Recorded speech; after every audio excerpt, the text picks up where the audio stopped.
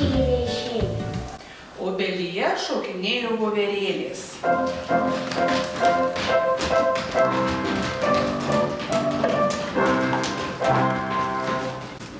Mes žmonės voverytės, mėgstam medžiuose lakstyti, rausvos obuolius valgyti.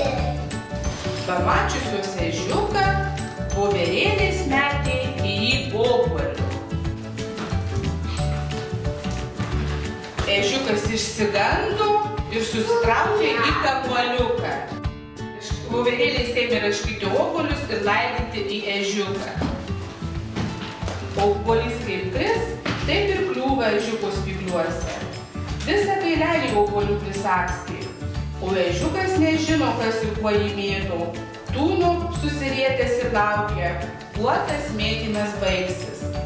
Kai voverėlėms nusibodo mėtyti, ežiukas išsitiesė, apsidairė ir nieko arti nematydamas šoko bėgti į lauką pas pačią.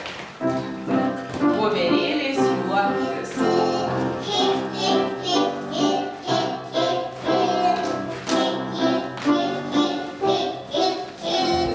Ežienė pamačiusi atbėgantį ežiuką išsigando ir susiriekė už grumsto. Pačiute kardangaitė, aš nebijok. Šaukė ežiukas. Ežienė pažino ežio balsą, pasižiūrėjo pro grumstą ir dar labiau išsigando. Jis būtų pauslysti, kas tu ką padarė. Aš buvau prie obels. Tik tuomet ežienė pamatė, kad jos vyras obuoliais apsagstytas. Ėmė rinkti nuo jo ir mėtyti vaikams. Ir sako: Pažaiskite, vaikai, jau šlauktuvių parnesi.